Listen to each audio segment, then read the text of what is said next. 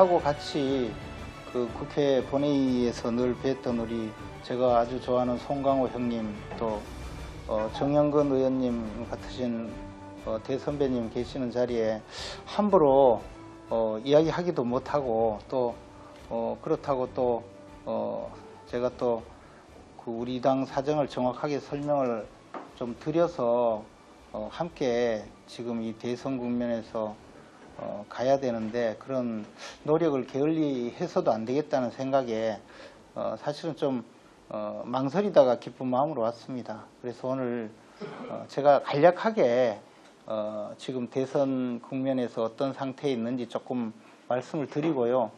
보다 뭐 걱정하시고 궁금하신 게 많으실 테니까 질문해 주시면 또 제가 아는 한 좀 성실하게 말씀드리겠습니다.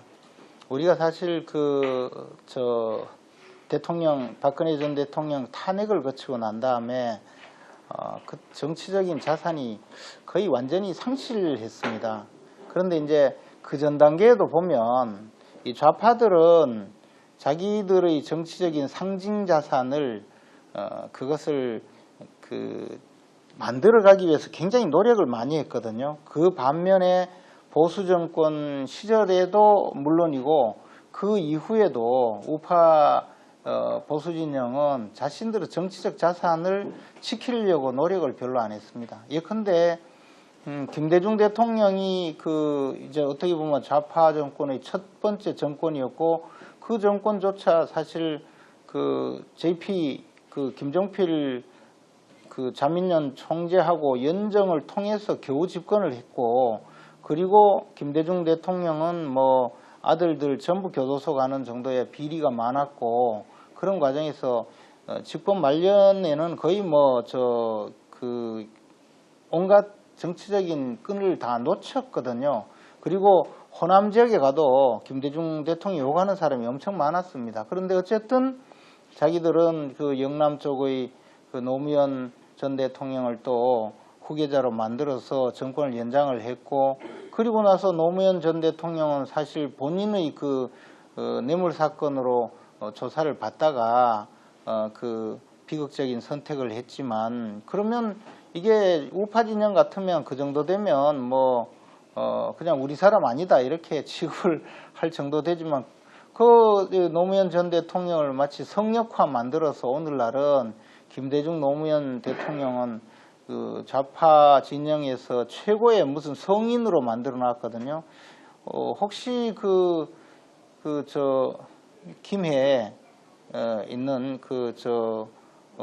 봉화마을 가보신 분 계시는지 모르겠는데 거기 가면 이제 이 좌파 진영의 성역으로 만들어져 있습니다. 저는 이제 대통령 정무특보를 할 때 그때 당시에 노무현 대통령 서거일에 가서 참배도 하고 하는 정부 측 인사로 가보고 정말 이게 바로 이 사람들의 어떤 정치적인 상징이 되겠구나 그런 느낌을 받았거든요.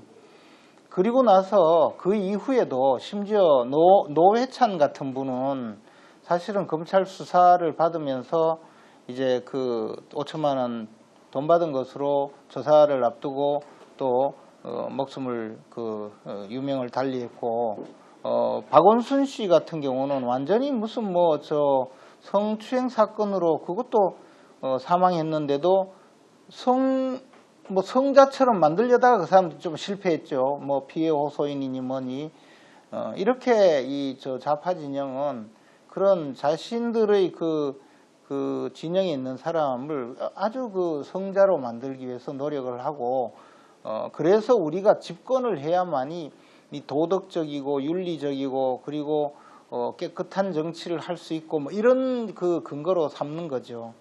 그런 것이 사실은 최근에 있었던 한명숙 전 총리를 뇌물죄로 교도소 갔다 온 사람도 이제 어떻게든 한번 벗겨보려고 하다 안 되니까 결국은 사면 복권하고 말았죠. 근데 우리 우파 진영은 따지자면 이승만 대통령이 건국 대통령이고 어떻게 보면 독립국가를 만드는 그런 훌륭한 역사적 결단을 했다라는 평가가 있음에도 불구하고 좌파 진영에서 독재 이렇게 해가지고 3.15 부정선거의 원흉으로 만들어서 사실은 말도 못 붙이게 뭐 역사전쟁인 이런 식으로 하고, 그 다음에 박정희 대통령은 또 군사독재, 뭐 전두환 노태우는 말할 것도 없고요. 뭐 전두환 씨, 노태우 씨 뭐 이러는 걸로 불러야 되는 그런 과정으로 거쳤고, 지금은 이제 이명박, 박근혜 대통령까지도 뭐 역사적 죄인으로 만들어서, 사실은 뭐 이명박 씨, 박근혜 씨 하는 것은 그 언론에서도 그렇게 만들어서 우파 정권이 집권했을 때의 모든 그 시대적 성과를 그냥 암흑시대로 규정하고, 이 사람들이 또 집권을 해서는 안 된다는 것을 어릴 때부터 교육시키는 그런 과정을 겪어와서, 오늘날 이 정치판에서 유권자들의 의식은 이 좌파는 진리이고 우파 진영은 부패한 그런 집단으로 매도가 되어 있어서, 이게 그렇게 쉽게 어느 날 우리의 그 정치적 주장을 유권자들에게 전달하기가 참 어려운 그런 사정에 있게 된 겁니다. 이것은 하루아침에 일어난 일이 아니고, 우리는 흔히 뭐 정교조 이렇게 이야기하는데, 정교조 정도가 아니고 문화계부터 시작해서 모든 그 개인적인 어떤 그 여가 활동부터 시작해서 그 직장에까지, 문화 현장까지 펼쳐진 모든 수준의 그것을 우리가 이제 옛날에 말하는 의식화 과정이 거쳐져서 이렇게 됐다고 생각합니다. 그런 과정에서 박근혜 전 대통령께서 탄핵까지 당하고 나니까 완전히 이제 우파 진영의 정치적 자산, 뭐 상징 자산이라는 거는 완전히 무너지고 말았거든요. 우리가 뭐 쉽게 이야기해서 우리는 산업화 세력, 뭐 좌파 진영은 민주화 세력 이렇게 이야기하는데, 그 산업화의 공이 어쨌든 박정희 전 대통령의 공이다 이렇게 이야기하는데, 그조차 이제 붕괴가 되고, 이제 박근혜 전 대통령이 탄핵당하면서 전체 법물이 터져서 무너지니까 그런 결과를 빚어지게 된 것이죠. 그게 이제 탄핵 이후의 선거를 보면, 물론 그 탄핵을 거치면서 내부 동료가 엄청나게 심했습니다. 그래서 뭐 탄핵을 지지하거나 주도하거나 탄핵을 반대하거나 뭐 이런 과정을 거치면서 이 보수 진영이 갈갈이 찢어져서 아직까지도 사실은 같이 앉아 있지만 꼭 뭐 근친 증오와 같은 그런 생각, 저 사람은 뭐 생각이 우리하고 다르구나. 그러니까 민주당이 우리 공격하는 건 별로 서글프지도 않는데, 내부에서 공격을 하면 더 서글프하고, 서로가 서로를 뭐 전당대회가 있든 뭐 당내 공천이 있든 하면 죽기 살기로 싸우게 되는 그 과정을 거쳤고, 더군다나 탄핵을 두고 일부는 탄핵을 지지하고 반대하고 하면서 탈당해서 나갔다가 대선을 치르고 다시 복당을 했는데, 당권을 잡기 위해서 서로 죽기 살기로 싸우고, 그런 과정에서 또 외부에 영입되어서 들어오고, 또 이런 과정을 수없이 이제 반복해서 지금 와서 보면 우리 보수 진영이 크게 단결하지 못하고, 또 서로 간의 내전으로 인해서 그 결과 사람을 키워내지도 못해서 사실 내세울 수 있는 존경받는 원로조차 없게 된 그런 현상이 되고 말았습니다. 탄핵 이후에 있었던 몇 번의 선거를 돌이켜보면, 우리가 이제 대통령 선거에서 25% 정도 얻었었고, 홍준표 당시 후보가 나갔던 대통령 선거, 그리고 그 다음에 우리가 지방선거가 있었는데 완전히 참패했고요. 그리고 나서 지난 21대 총선에서 또 뭐 괴멸적으로 참패를 했는데, 이것을 극복하게 된 것은 사실 우리들이 잘 해서가 아니고, 제가 보기에 순전히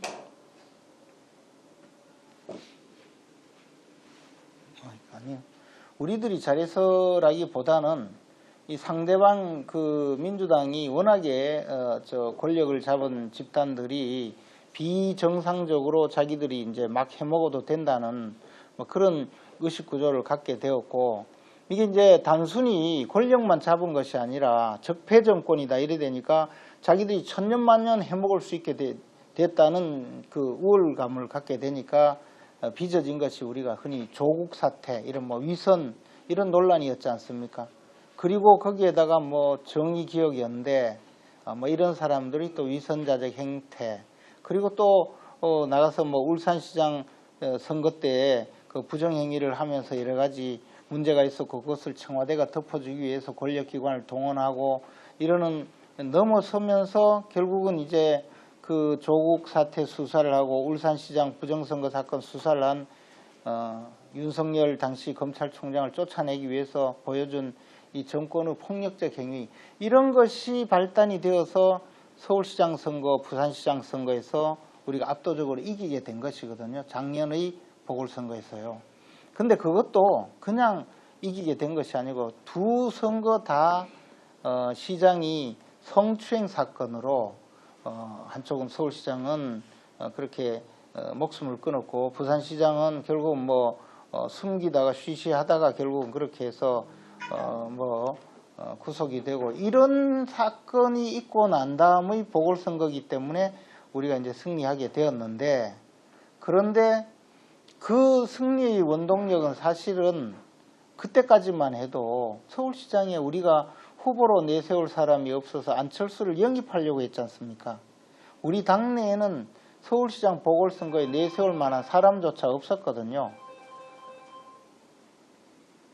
그러다 보니까 이런 것을 가능하게 한 것은 사실은 검찰총장, 현직 검찰총장이 정권과 싸워줬고, 그 정권과 싸워주면서 효율적으로 문재인 정권을 중단시킬 수 있다는 걸 보여주고 나니까 우파 진영 사람들이 힘을 좀 얻게 된 거죠.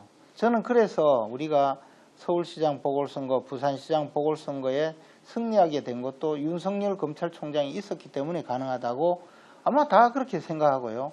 그리고 나서 이제 힘을 얻어서 대선에 나오게 되었는데, 사실 우리가 그 서울시장 보궐선거나 부산시장 보궐선거 있기 전까지만 해도 뭐 조롱 삼아 불임정당이라는 이야기를 들었거든요. 그리고 그때까지도 우리 당의 대선 후보는 뭐 유승민, 홍준표도 무소속이었고요. 뭐 나머지 뭐 사람들 다 합쳐 지지율 5%가 안 됐거든요. 홍준표까지 합쳐도 5%가 안 됐단 말이죠. 그리고 윤석열이 압도적 1위였고, 그 다음에 이낙연이 한때는 뭐 1위다가 이재명이 1위다가 뭐 이런 정도의 과정이었지, 우리 당에서는 사실은 대선 후보도 없고 지도자도 없고 지리멸렬했었습니다. 그러다 보니까 사실은 우리 당의 얼굴로는 과연 이 적절한가라는 의구심을 가지면서도 김종인 비대위원장을 모셔서 당 주도권을 맡기고 보궐선거를 치를 때도 서울시장 보궐선거에서 안철수 후보와 단일화를 하고, 이렇게 해서 서울시장, 부산시장 보궐선거에서 이제 승리한 것인데요. 그 이후에 이제 오늘날까지 오면서 우리는 결국 이제 윤석열 후보를 대통령 후보로 만들어서 대선을 준비했는데, 최근 한 달간의 사정은 뭐 잘 아시지 않습니까? 그런데 이제 지금 그럼 현 상황을 어떻게 봐야 되느냐? 뭐 개인적으로는 저도 클린 선거 전략 본부장으로서 지금 사실은 그렇게 드러나 있지는 않지만 우리 당 후보에 대한 그 네거티브, 즉 이제 각종 그 공격에 대한 방어, 그리고 반대로 뭐 이재명 후보의 각종 그 비리 불법 행위에 대한 증거 수집과 공격, 그리고 우리 의원들 전체의 그 법률 대응을 위한 법률 지원, 그리고 정보 수집, 이 업무를 제가 담당하고 있기 때문에 그 과정에서 일어날 여러 가지 사안은 준비를 계속 해왔었습니다. 그런데 제가 최근에 한 두세 주 사이에 이 안타까움은 뭐냐면, 실제로 선대위의 대응이 너무나 늦기도 하고 제가 봐도 이해가 안 되는 여러 가지 일이 많았었고, 그 과정에서 후보도 답답해하고, 그 다음에 내부에 제대로 의사결정을 해서 제대로 대응하자는 또 많은 분들도 답답해하면서 시기를 많이 놓치거나 또는 현장 대응이 너무 떨어지고 후보의 좀 실수도 좀 있었고요. 이것이 한꺼번에 몰리고 또 가장 저는 큰 영향이라고 보는 게 이제 적정분열 행위가 자행되고 당이 일체화 내지 일치 단결하지 않고 서로 각자 정치적인 이해관계에 따라서 움직이는 바람에 사실은 후보를 내부에서 총질만 해대는 많은 사람들이 또 있었고 이래서 이것이 사실 간표 요인이 많이 되었습니다. 그래서 지금은 원래 한 뭐 크게는 10% 정도 이기던 여론조사 결과가 지금은 10% 지는 여론조사가 계속 나오고 있어서 따지고 보면 20%가 떨어진 거죠. 그죠? 이런 국면이 되니까 또 이제 후보 교체론이 나오면서 안철수는 그나마 낫겠다. 또 이런 안철수 망령이 다시 또 생겨서 지지율이 더 빠지는 그런 어려운 지금 상황에 있습니다. 그러나 이제 어제 오늘도 뭐 그렇게 썩 조용하지는 않는데 곧 저 정리를 다 해서 우리 당이 일치 단결해서 앞으로 나간다면 지금 이 지지율이 좀 추락한 것은 잘 분석을 해보면 윤석열을 찍지 않고 이재명을 찍겠다고 한 것이 아니고 안철수 쪽으로 가 있거든요. 근데 안철수의 지지율이라는 것은 사실 늘 이렇게 해왔었습니다. 그러나 우리가 제대로 정신 차려 좀 가면 다시 이쪽에 있는 저 지지율이 말하자면 보수의 단일 대오를 형성하지 않은 그런 우리의 강한 이미지 또 강한 메시지가 제대로 효율적으로 유권자들의 뇌리에 꽂힌다면 금방 회복하지 않을까 그렇게 생각하고 있습니다. 그래서 빠른 시일 내에 이런 혼란을 정리하고 이제 앞으로 나갈 생각입니다. 여러 가지로 걱정이 많으시고 원래 걱정 많으시잖아요. 어르신들은 더 걱정 많으시고요. 그런데 사실 삶의 지혜, 정치의 지혜는 다 우리 대선배님들이 사실 갖고 계시는데 저는 저도 헌정의 회원입니다. 헌정의 회원으로 이따가 또 현직 국회의원 또 들어가서 또 국회의원이면서도 헌정의 회원이고 그러다가 또 나오고 또 들어가고 그래서 제가 한 번 되고 한 번 떨어지고 한 번 되고 한 번 떨어지고 한 번 되고 한 번 떨어져가 지금 이래 있는데 우리 송강호 형님이 꼭 한 번 되고 한 번 떨어지고 이제 전공이신데 제가 이제 예결위원장으로 있을 때 한 번은 헌정회 큰 회의실에서 헌정회 무슨 행사를 한다고 저보고 오라고 그랬어요. 그때 헌정회장님이 와서 축사를 한번 해라. 그래서 제가 뭐 당연히 가겠습니다. 근데 헌정회에서 예결위원장 불러서 축사하면 뭐 그때 예산철이니까 뻔한 거 아닙니까? 돈 좀 올려달라 그 이야기인데요. 제가 가가지고 이제 헌정회장님 계시고 많이 계시는데 그랬죠. 제가 원래 어디 가면 그 단체에 가면 그 단체가 잘 됩니다. 제가 이 총무도 잘하고 사람들 모아가 술도 잘 물어 다니고 이래가 동창회 가도 제가 가면 좋아하고 개 모임 가도 제가 가면 잘 되는데 저는 단체에 많이 소속돼 있는데 제가 절대로 들어오고 싶지 않는 단체가 바로 이 헌정이다 이거. 헌정에는 내가 국회의원을 하면서 계속 있고 싶지 국회의원 그만두고 여기 들어오기 싫은데 저는 이미 헌정 회원입니다. 그러면서 근데 저쪽에 지금 오늘 본회의 중인데 잘난 척하는 300명 의원들 저 안에 있지만 저거 내년 이맘때 되면 저서 반은 이쪽으로 옵니다. 네, 그랬더니 어른들이 참 좋아하시더라고요. 근데 이제 특히 이제 우리 당에서 원로로 계신 어르신들이 이제 지금 보면 얼마나 답답하실까. 참 가서 몽둥이로 좀 때려주고 싶은 그런 심정도 있으실 것 같은데 제가 당 지도부 일원으로서 또 선대위에 그래도 주요한 일을 담당하고 있는 입장에서 우리 대선배님들 말씀을 좀 많이 경청해서 또 가서 전달도 하고 또 궁금한 사안이 있으시면 또 말씀하시면 제가 아는 한 성실하게 답변도 하겠습니다. 그러면 지금부터 이거 뭐 별로 원로도 아닌 사람이었네. 예, 그래서 궁금하신 거 있으면 말씀해 주시면 제가 지금부터 답변하고 설명드리겠습니다. 간단하게 이렇게 마치겠습니다. 이제 지지율 감소는 멈추려고 봅니다. 지지율 감소는 어제 조치로 멈추고 이제는 올라갈 일만 남았는데 그 올라가게 하는 방법 가운데 몇 가지 가운데 저는 통일안보 문제 전문가여서 그런지 지금 현재 현 정권의 속성이 지금 중국과 북한의 지지와 응원을 상당히 받고 있을 거예요. 그러면 그걸 카운터하려면은 우리가 미국과 일본의 지지도 받아야 합니다.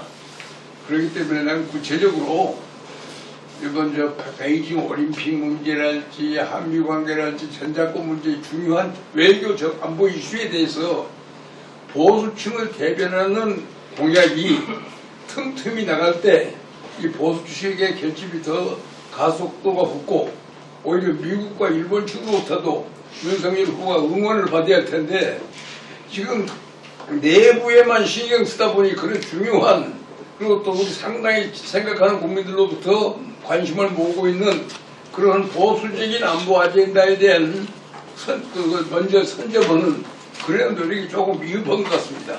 따라서 그런 부분에 대해서 1일 1건인지 2일에 한 번씩이라도 안보 문제에 대한 보수적 관점을 그것은 다른 것이 아니라 바로 내 것이다 하는 그런 포인트들을 이만 지켜줘야 될 것 같아요. 왜냐하면 지금 뉴스메이커는 후보입니다. 다른 사람들이 별로 후보 역할을 못하니까.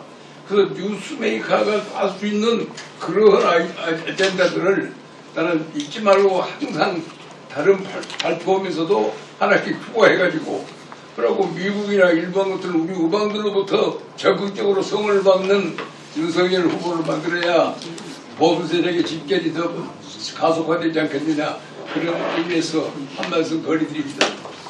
예, 잘 전달해서 우리 원희룡 정책본부장이 특별히 좀 신경 쓰도록 그렇게 하겠습니다. 단지 하나는 이제 이 당내의 분란이 계속되니까 후보가 오늘도 정책 공약 발표를 했는데 그것도 3기 신도시 관련해서 공약 발표를 했거든요. 그런데 이렇게 굉장히 중요한 공약을 하려고 해도 공약을 발표하고 나면 그것은 언론에 퉁이 한 줄 나올까 말까 하고 후보가 사무총장 그다음에 전략부총장 임명안을 상정을 거부하고 의원들은 모여서 당대표의 그 사퇴를 요구하고 그런 내용으로 도배질을 해버리고요. 특히 요즘 종편 같은 경우에 이제 시청률을 올려야 되니까 그걸로 하루 종일 떠들어 제끼면 사람들이 공약은 아무리 해도 소용없고 후보는 그저 좀 항상 또 하는 말 어린애 하나 제대로 다독거리지 못한 사람이 무슨 대통령을 하려고 하냐 이런 단순 논리로 공격을 하면 그 설명도 안 되고 이해도 안 되는 그런 상황입니다. 그런데 저는 사실 최고위원으로서 여러 가지 이제 현장에서 있으면서 참 안타까운 일을 많이 보는데 어쨌거나 당대표가 지금 우리 당의 대통령 후보의 당선을 위해서 불철주야 노력해도 시원치 않을 텐데 하는 그런 좀 안타까운 마음이 있습니다. 그래서 저 개인적으로는 만약에 의원들이 당 지도부 총사퇴 요구를 하면 사퇴할 그런 생각으로 있습니다.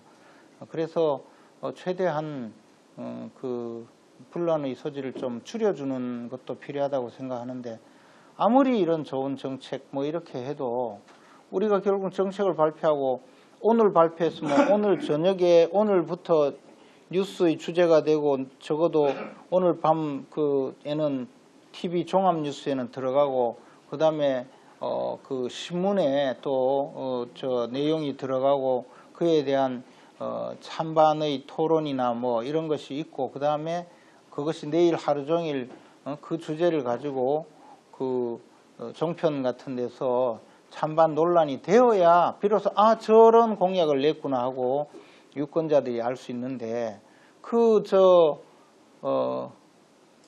우리 이재명 후보자는 프로페시아 이 발모약 있지 않습니까? 그걸 보험급여로 해준다는 말도 안 되는 공약을 했는데도 그거 사 먹는 사람은 정말 돈이 많이 들거든요. 저도 그 약을 사 먹는데 약이 한 달에 10만 원 정도 들어가는 것 같습니다. 그러면 그거 공짜로 해준다는데 그거 좋아하지 않겠습니까? 우리나라 탈모 인구가 1,000만 명인데 그런 거 가지고 지금 막 해가지고 표장사하고 있는데 우리는 그게 아니고 그냥 내부 총질에 정신이 없으니 원래 나무집에서 그 싸움하는 거하고 불구경하는 게 제일 재미있다 그러지 않습니까?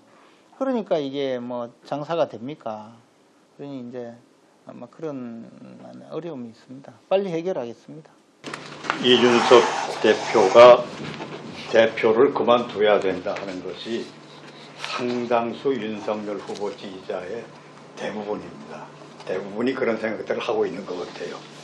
일부 아니다. 그래도 끌어안고 가야 된다 하는 건 분들도 있지만 그분도 이준석 대표가 좋아서가 아니라 혹시라도 선거에 손해를 끼칠까봐 해를 끼칠까봐 그런 생각을 해보는 거라고 봅니다. 자, 이 상황인데 지금 당에서 탄핵 얘기가 자꾸 나오는데요. 탄핵을 할 유효한 방법이 있습니까? 그 다음에 제도적으로. 그 다음 두 번째로 우리 의원총회에서 그 대표 그만둬라 하는 강도가 결의의 강도가 어느 정도인지 그냥 한두 사람 얘기해보고 끝나는 정도인지 아니면 정말 거의 의원들이 전체가 일치된 분위기에서 그런 발언이 나오고 있는 건지 아주 그게 궁금합니다. 좀 말씀 좀. 일단은 제가 의원들의 내용을 다 잘 모릅니다. 왜냐하면 저도 원외에 있으니까요. 그런데 지금 첫째 하나는 당대표 탄핵이라는 것도 결국에는 당의 윤리위원회에서 결정을 해서 직무정지를 하는 그런 방식이고 그렇기 때문에 그것은 지금 탄핵이라는 것은 저 책임당원의 사실 숫자를 모으는 것도 힘들고 모아가지고 또 효과적으로 그걸 진행하기도 상당히 어려울 겁니다. 그런데 의원들의 사퇴, 지도부 총사퇴 결의도 사실 뭐 결의가 나오도 안 들으면 또 그만 아니겠습니까?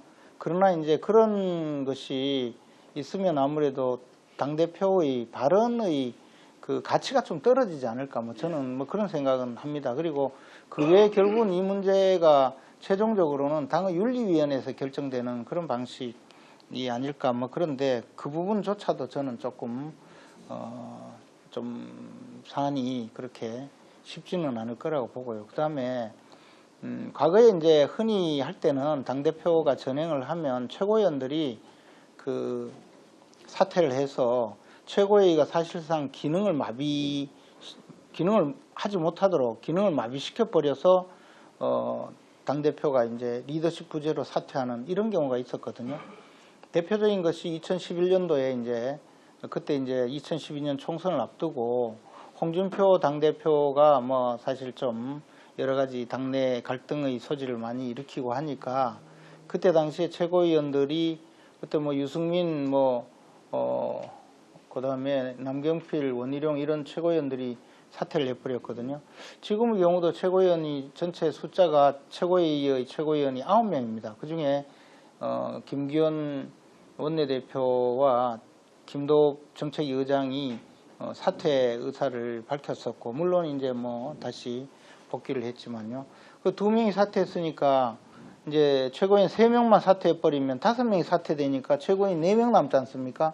그럼 정수 9명에 4명이니까 어떤 의결도 할 수가 없어서 예를 들어 뭐 후임자를 선출하려면 전국위원회를 소집해야 되는데 전국위원회 소집은 최고위원이 의결을 거쳐야 되는데 의결이 안 되니까 결국 이게 뭐 최고위원이 기능이 마비되면 비대위를 이제 거쳐서 비대위 체제로 갈 수가 있고 지금 뭐 어차피 선거대책위원회가 구성이 되어 있으니까 선대위를 비대위로 전환하면 된다 뭐 이런 이야기도 있습니다. 그런데 이 경우에도 가면 또 이준석 대표가 사퇴를 거부하고 소송을 한다든가 그럴 수도 있기 때문에 뭐 그렇게 유효한 상황이 아닌데다가 사실 선출직 최고위원이 4명인데요. 그 중에 2명 뭐 저하고 그 조수진 최고위원은 뭐 언제든지 사퇴하겠다고 했지만 나머지가 동조하지 않아서 3명을 채우지 못해서 그것도 좀 어려운 상황이고 뭐 그래서 하여튼 저희들이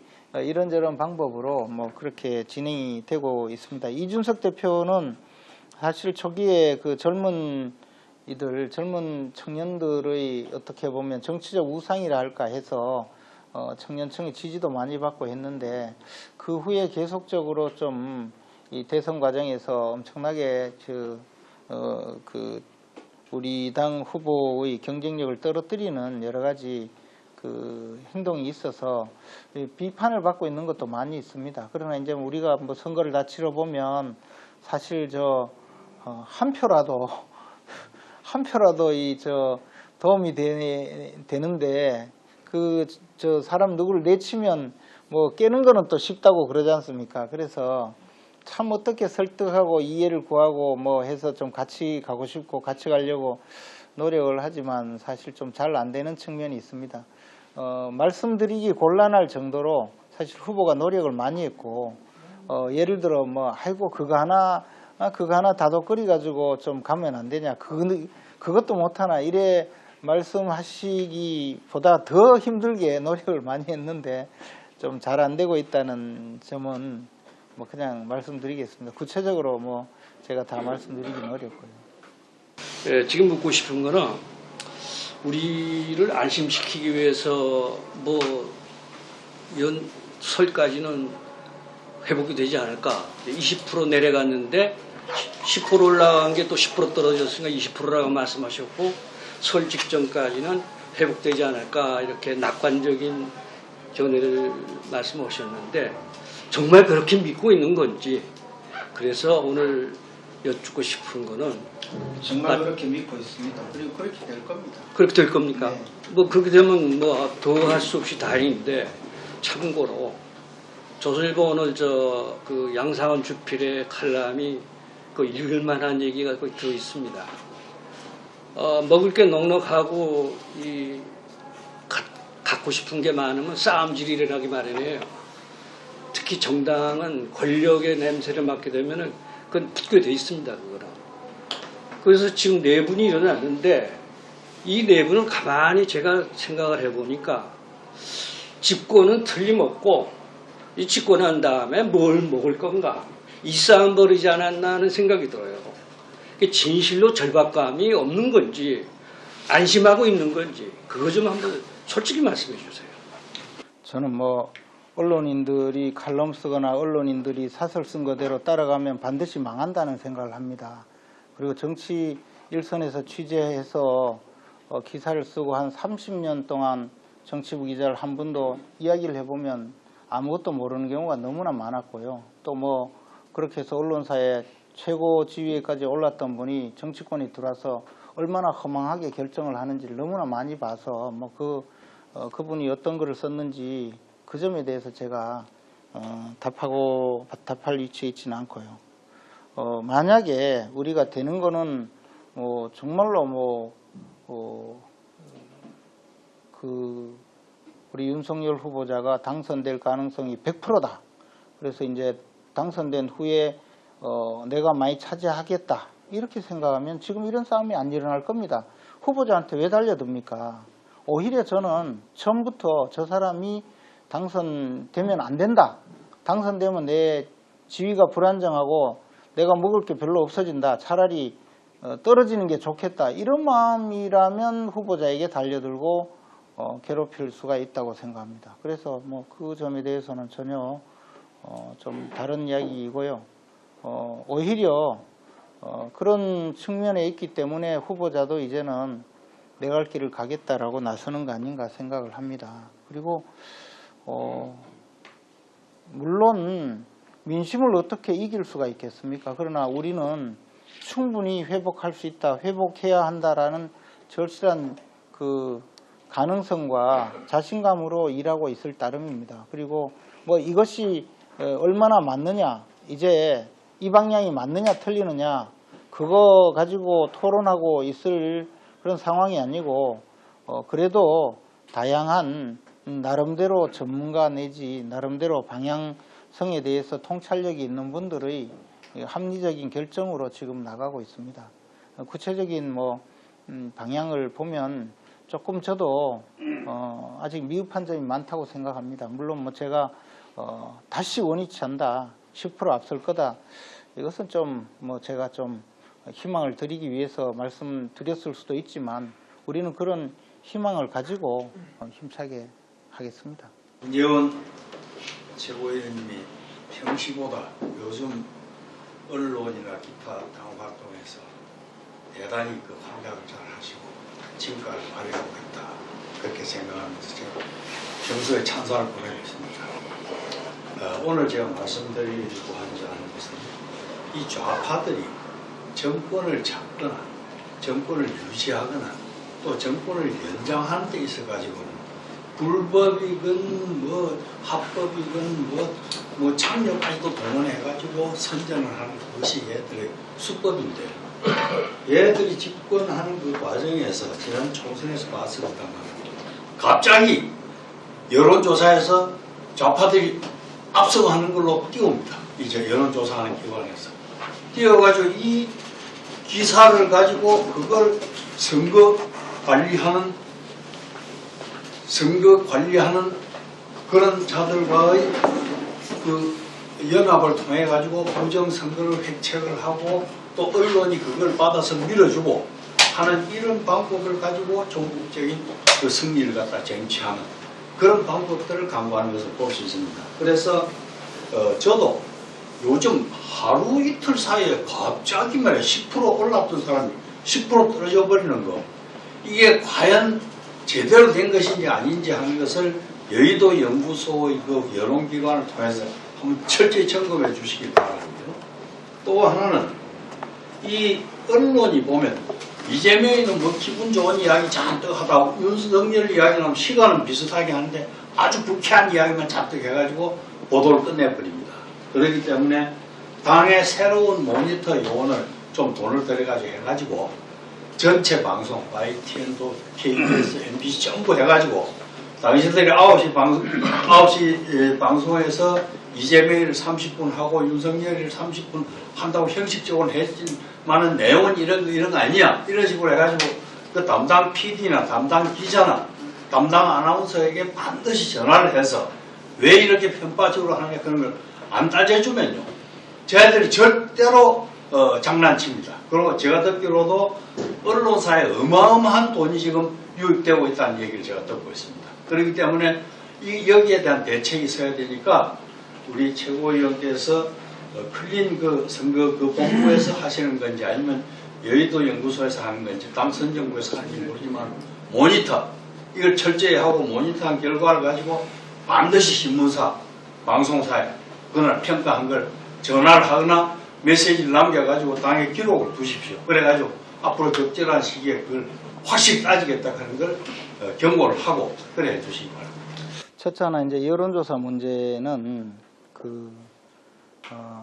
우리 당 그 여의도 연구원에서도 지금 아주 수시로 여론조사를 실시하고 있습니다. 그런데 뭐 안타깝게도 그렇게 차이가 많이 나지 않습니다. 일반적으로 보도가 되고 있는.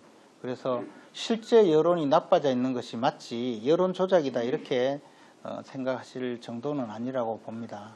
그리고 TV 모니터링의 문제도 실제 우리 당에 미디어국이 있어서 6명의 요원들이 상시 그 모니터를 하고 있습니다. 상당한 문제점이 있기는 합니다.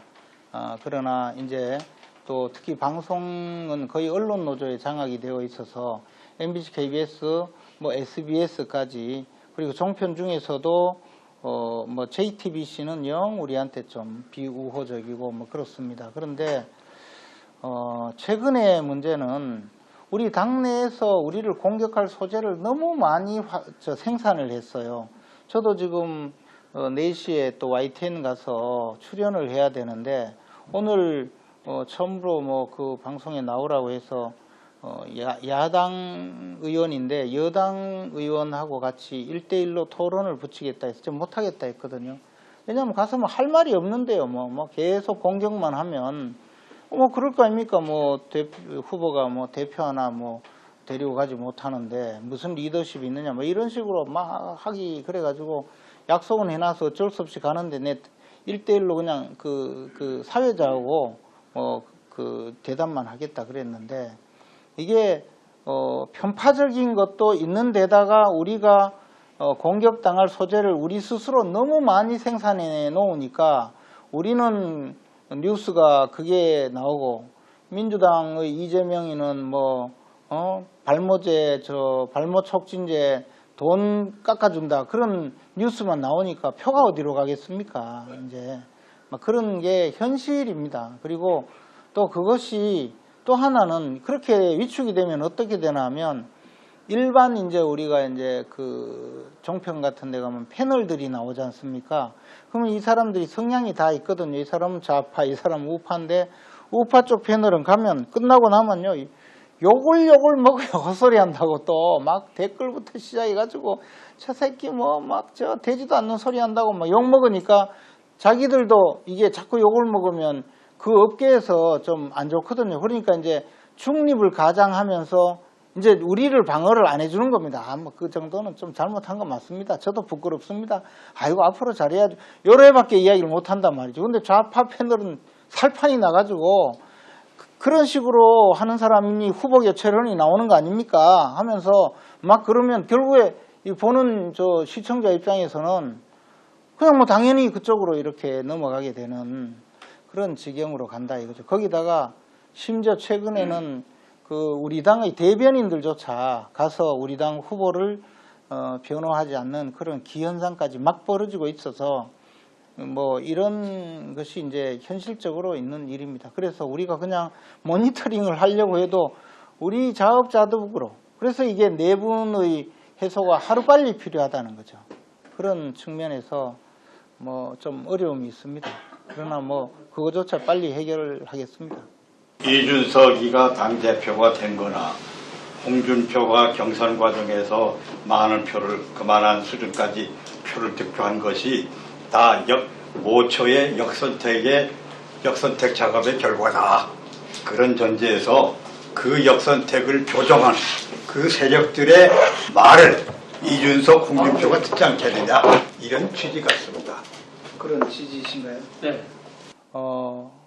이준석 대표나 홍준표 전 대표의 그런 이야기는 물론 그런 측면이 당연히 있겠죠. 근데 그분들은 또 자기의 정치적인 이해관계에 따라서 지금 그 여러 가지 이야기를 하고 있다고 생각합니다. 그리고 그분들은 현 대선에서도 자신의 또 정치적 이해관계 거기에 좀 더 민감하게 반응해서 이야기하는 것 아닌가라고 생각하고 있습니다. 그래서 그것이 단순히 역선택의 그 세력이 어느 정도 어떻게 얼마나 영향을 미치는지는 제가 지금 이 자리에서 설명할 여지는 없고요. 그분들도 나름대로는 자기의 이해관계가 있어서 말씀하실 겁니다. 예, 좀 부탁의 말씀을 드리겠는데요. TV조선에 5시에 하는 방송이 있죠. 이것이 정치다. 거기에 이제 김정은 최고위원께서 나와서 패널로 나와가지고 말씀하시는 걸 제가 몇 번 봤는데요. 정말로 대단히 잘하십니다. 대단히 잘하셔요. 그래서 말하자면 그 윤석열 후보의 발언 중에 국민들로부터 오해의 소지가 있어서 또는 현재 논란이 되고 있는 말들을 그 말은 원래 이런 뜻이다. 이런 뜻인데 이렇게 표현된 거에 불과하다는 그런 어떤 그 변호성 발언 아주 좋다고 생각이 되더라고요. 그래서 좀 힘드시지만 자꾸 그런 데 나가서 그런 말씀을 좀 계속적으로 해 주셔야 아무리 윤석열 후보를 열렬히 지지하더라도 그런 속마음이라든지 그렇게 싹 돌려서 생각하는 강박이 없는 사람들 입장에서는 매우 불안하고 답답하거든요. 이런 거를 풀어주는 역할은 충분히 된다고 생각을 합니다. 그래서 계속 좀 수고를 해주시기를 부탁을 드립니다. 근데 지금 이제 점점 바빠져서 저도 방송 출연을 자꾸 줄이는 상황이긴 합니다. 그래도 예. 이준석 대표의 포지션이 당내에서 압도적으로 내보내자는 분위기가 아니죠, 지금. 그 내에서도 지금 이 대표로부터 당직을 받은 사람이라든가 아니면 후보가 이렇게해서 문제가 있다 이런 분위기를 감지를 하는데 제 질문은 두 가지입니다. 우리가 결의를 해가라도 내보낼 수 있는 건 안 되잖아요. 그러면 그냥 안고 갔을 때에 그리고 두 번째로는 형식적으로도 거의 식물 대표로 뭐 좀 뭐라고 할까 약간 왕따를 시키면서 가는 경우 그나마 좀 최악은 어느 건지. 민감한 주제이고 제가 또 최고위원의 입장에서 나름대로 생각은 있지만 이 자리에서 말씀드릴 수는 없습니다. 잘못 들었는지 모르겠습니다만은 이준석이라는 사람이 윤석열이 쪽하고의 입장을 달리하는 그런 의견을 요 아주 중요한 시기에 삐딱한 발언을 해서 야, 저 친구 가지고는 안 되겠는데 저 친구를 어떻게 좀 빼는 방법이 없겠나. 그 사람의 본심은 뭔가? 이 사람이 사전에 소위 집권층하고 혹은 제야 쪽하고 사전에 약속을 해서 그쪽 사람들, 이 사람이 필요할 때는 그쪽 사람들이 이준석이를 밀고 또 뭐 할 때는 이준석이가 또 삐딱한 발언을 해서 소위 야권의 윤석열 쪽을 혼선시키고 그러니까 이준석이의 존재가 뭔지 믿을 수 없다라는 건 아는데 과연 그자가 그전서부터 그런 사람은 아닌데 어이하여 그 이중풀이를 하는지 뭐 도대체 헷갈려서 모르겠는데 우리 김재원 최고는 그래도 여러 가지 깊숙하게 파고들었던 입장이니까 그자의 존재감이 뭐냐, 실제 그자의 입장은 뭐냐, 과연 윤석열을 위해서 뭔가 보탬을 주려고 작심을 해서 뭔가 좀 바치려고 한 그런 것이 보이질 않는다 최근에. 근데 그런 가운데 엊그저께 자기는 윤석열이의 당선을 위해서 모든 걸 다 한번 바치겠다. 자기 입장이 곤란해지니까 그런 식으로 했는데 그건 또 무슨 뜻이냐? 뭐 여러 가지 저도 느끼는 바는 많지만 뭐 이 자리에서 그런 말씀 드릴 수가 없고요. 그렇다고 해서 이준석 대표가 무슨 민주당과 결탁을 해서 우리 당에 들어와서 뭐 우리 당을 완전히 망칠 의도로 들어와 있다고 하는 분들의 주장이 있는 걸로 아는데 저는 그런 말은 믿지 않습니다. 이준석 대표도 스스로 자신의 정치적인 또 방향성이나 정치적인 목적이 있기 때문에 뭐 그렇게 한다고 생각하지 정말 뭐 민주당의 앞잡이라든가 그렇지는 않으리라고 생각합니다. 그러나 우리 당의 많은 뭐 의원들 또는 뭐 지지자, 당직자, 당원 여러분들이 이제 이준석 대표가 왜 민주당을 공격하지는 않고 우리 당의 대통령 후보만 저렇게 공격하느냐에 대한 그런 불편한 마음 내지 의구심 이런 것이 있는 것은 제가 알고 있습니다. 그러나 그렇다고 해서 뭐 민주당 앞잡이라든가 그런 것보다는 개인적인 뭐 어떤 생각이 있지 않을까 그렇게 생각합니다. 이 대통령 후보 당내 경선 과정에 이제 그 여론조사를 보면 아무래도 우리 당 지지자들에게서는 압도적으로 윤석열 후보자가 많이 나왔고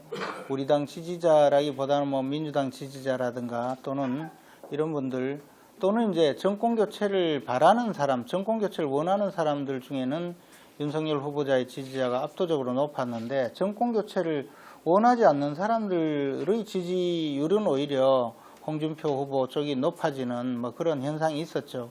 그걸 보면 결국에는 이것이 바로 역선택이 아니냐 이런 주장은 많이 했었고 그러다 보니까 아무래도 이제 그분들의 또 지지를 받아야 되니까 그쪽의 또 비위를 맞추는 좀 주장도 하지 않을까 뭐 그렇게 생각은 하지만 이것은 사실 그게 뭐 어느 정도인지 뭐 얼마나 되는 건지 그것을 우리가 구체적으로 이야기할 수가 없는 것입니다. 그리고 지금 상황에서 여론조사라는 것은 전부 이 다자간 대결이기 때문에 그것은 역선택이라는 것이 크게 작동할 수가 없죠. 왜냐하면 민주당 후보를 지지하면 민주당 후보 지지한다고 하고 우리 후보를 지지하면 우리 후보를 지지한다고 하거든요. 지금 여론조사에서는 뭐 역선택이라는 게 존재할 수 없는데 당내 경선이라 하면 우리 당을 지지하지 않는 사람들이 그러면 여기에 그 경선에 참여할 때 누구를 찍을까? 뭐 저 같은 사람도 시범적으로 역선택이 뭔지 전 국민들한테 알려주려고 민주당 대선 후보 경선에 참여해서 추미애를 찍겠다고 막 보여주기도 하고 했지 않습니까? 이게 역선택인 거거든요. 근데 뭐 구체적으로 그래 정말 욕 많이 먹었습니다 제가. 그래도 이게 역선택이라는 걸 보여주려고 그렇게 했는데. 우리 자유헌정 포럼의 의견이 아니고 제 개인적인 사견을 간단하게 말씀을 드리겠습니다. 지금 제가 점심을 먹고 오다 보니까 많은 분들이 이 똑같은 복장도 하고 플래카드도 들고 많이 모여가지고 젊은 분이 이준석이를 갖다가 완전히 삭제시켜야 된다고 격렬한 데모를 하고 있고, 지금 의총에서는 이준석을 퇴진하려 하는데 결론이 안 나가지고 다시 2시 이후로 미뤄가지고 계속 총회를 하고 있는 그런 상황이고, 조금 전에 MBN에서 발표한 걸 보면 이재명이가 38점 몇 프로고 우리가 34점 몇 프로고, 반면에 우리 윤 후보와 안철수를 두 사람을 붙여가지고 야당 단일 후보를 한다면 안철수가 우세하다는 그러한 여론조사가 나와 있습니다. 그런데 많은 분들이 지금 이준석이를 갖다가 퇴진시켜 이준석이가 가장 걸림돌이다 이런 생각을 하고 있고, 저도 아까 말씀하신 대로 그 이준석이 하는 짓을 보면 가서 그야말로 패서 막 그냥 패대가리 쳤으면 하는 그런 울분이 그냥 올라옵니다. 그런데 우리가 냉철하게 생각을 하면은, 저는 이준석의 입장에서 보면은 우리 윤 후보와 그 축에서 잘못했다고 생각해요. 이준석이는 분명히 대표로서 투표해하고 당선된 사람인데 자기의 지분이 있고 자기가 맡은 몫이 있다고 생각을 합니다. 그리고 미래에 자기가 정치를 어떻게 했든 자기 계산이 있는데 계속 무시당한 겁니다. 무시당하고 소위 윤핵관들도 무시를 하고 뭐 신지연이 누구니 전부 영입하는데 그렇게 반대하는데도 불구하고 이수지가 한마디 상의 없이 패스를 하고, 그 다음에 자기 입장에서 보면은 그 김한길 씨를 갖다가 해가지고 김한길 씨가 새정치민주연합이라는 거는 거의 정당에 준하는 조직을 하고 있어요. 지금 정당에 오면 새로 판을 얻어먹고, 후보도 하는 말씀이 이 당에는 내가 부득이 들어왔다, 그리고 이 당은 정치를 혁신해야 된다는 그런 속내를 여러 번 비친 걸 볼 때, 윤 후보가 대통령이 되면 나는 끝장이구나, 나는 밀려갈 때 해서 생존투쟁과 소위 흔한 말 개무시 당했다고 생각하고 저렇게 뻗대고 저 짓을 하고 있는 겁니다. 반면에 이 이준석이는 분명히 자기의 표와 목과 할 일이 있습니다. 젊은 사람들, 우리는 다 나이가 많은 분입니다만 20, 30대 커뮤니티나 자기들 대화방을 보면은 심지어 무슨 어떤 성상납을 했다는 것도, 꼰대들은 맨날 하는 짓을 젊은 사람 장가도 않고 젊은 놈이 하는데 뭐 잘못이냐 이런 식으로 옹호를 합니다. 그거 보면은 전혀 우리와 생각이 달라요. 그래서 선거는 옛날 지역구도에서 그 다음에 좌우 이념 대립에서 지금은 세대 전쟁이라는 게 그렇습니다. 세대. 지금 세대인데 이런 세대 20, 30대를 아우를 수 있는 것은 저는 이준석이가 유일한 당에 할 수 있는 사람이라고 생각해요.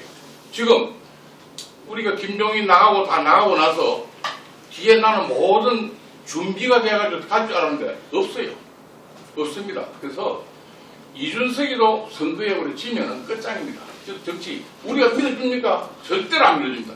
지도 정치 끝장이라 압니다. 대학 끝에 몰려있는 거. 그리고 우리 윤 후보도 지금 정말 참 그야말로 아주 어려운 지경에 있습니다. 두 분이 접점이 있을 거라고 생각합니다. 이 접점을 가지고 안고 가면서 이 사람에게 저는 우리 윤 후보가 니는 앞으로 4차 산업에 이 사람이 하버드에서 컴퓨터 전공했지 않습니까? 프로그램 4차 산업의 기수가 되고 네가 장관도 하고 네가 앞으로 대표 됐으니까 다음에 네 노래를 따서 네가 다음 주자 될 수 있지 않느냐? 나를 도와주라. 이렇게 달래고 엎어가지고 몫을 주고 우리 윤 후보는 내부를 안정시키고 윤 후보가 밀고 나가면 이것이 이길 수 있는 저는 유일한 혈로로서요. 지금 우리가 표를 갖고 5% 6% 올릴 수 있는 모멘텀을 할 수 있는 게 뭐 있습니까? 절대 없다고 생각해요. 그래서 이건 무조건 안고 가고 숙이고 달래고 어린 놈을 달래고 이렇게 가야지 쫓아내면 안 된다고 생각해요. 쫓아낼 수도 없고 저는 말씀드린 법적으로 쫓아낼 수도 없고 그렇기 때문에 적정한 시기에 몰렸을 때 안아주는 것이 일단은 승리의 제일 진행이라 이렇게 말씀드리고 끝내겠습니다. 출발을 해야 돼서 한번 가보겠습니다.